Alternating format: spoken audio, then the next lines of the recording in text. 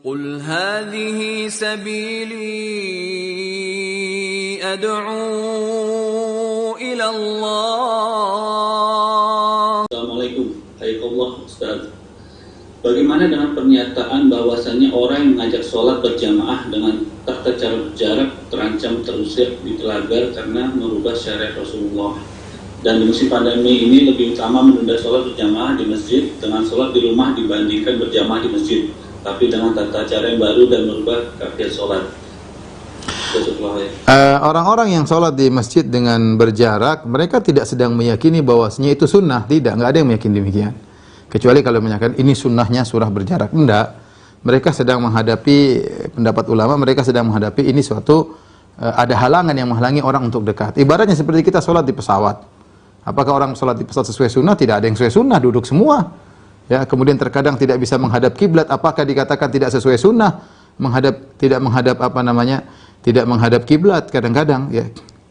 Ini tidak ada yang meyakini itu sunnah, tapi ini maksudnya darurat, itu bahasanya darurat. Beda dengan misalnya saya meyakini, saya ke masjid saya meyakini sholat dengan berjarak itu sunnah, itu baru kita namanya bikin bid'ah. Itu baru namanya bikin bid'ah karena kita meyakini itu sesuatu yang sunnah. Ini enggak, ini kondisinya darurat sehingga kita harus membuat jarak. Sama seperti kita bilang, bukankah kita sekarang sebagian orang terkena Covid meninggal dunia? Kita tidak sesuai sunnah kan waktu menguburkannya? Tidak sesuai sunnah. Bahkan terkadang dimasukkan dalam peti seperti orang-orang Nasoro, ya. Kemudian orang-orang tidak ketemu, tidak ada sholat-sholat intinya penyelenggaraannya tidak ada yang mandikan, tidak ada yang ini, tidak ada yang anu. Berarti apa? Sholatnya mayatnya tidak diterima oleh Allah Subhanahu Wa Taala. Orang-orang yang mengatakan tidak akan mendapat telaga. Ini orang terlalu berani mengatakan demikian. Ya. Maksud saya gini, seorang lihat kita ini siapa, lihat para ulama banyak yang berfatwa. Kalau kita punya pendapat berbeda, tidak usah kita kasih vonis seperti tadi.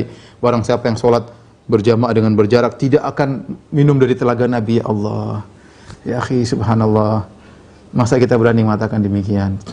Ya, ya sudah. Anda kalau ada orang yang meninggal, sekarang ada orang Covid, Anda datang sana dong. Datang sana, doain, pegang kepalanya, doain. Ruqyah kalau perlu, ya jalankan sunnah. Orang sakit Covid nggak didatangi, mereka lagi butuh untuk dikunjungi. Ya orang-orang yang mengatakan kita harus nggak usah takut, ya sudah itu banyak orang terkena Covid datang sana, duduk pegang tangannya, doain dia, apa salahnya? Dia kan nggak berani. Ya. Apa dikatakan berarti tidak menjalankan sunnah, membiarkan orang-orang sakit tidak dikunjungi? Orang yang sakit terkena Covid tidak kita mandikan, tidak kita berarti semuanya tidak, itu bukankah memandikan mayat adalah fardu kifayah? Kalau ada jenazah-jenazah Covid tidak dimandikan, berarti kita semua tidak menjalankan sunnah, kita semua tidak minum dari telaga Nabi SAW. Nah antum aja yang mandikan, yang antum saja yang mandikan orang yang kena Covid itu. Ya, jadi maksud saya mudah sekali kita mengatakan ini masalah fikih, nggak usah ribut-ribut. Yang mau rapat silahkan rapat, yang mau berjarak yang penting ya. Yang maksud saya cara berfikirnya salah. Kecuali kalau saya mengatakan sunnah sholat berjarak sunnah, itu baru saya merubah sunnah Nabi SAW. Ya.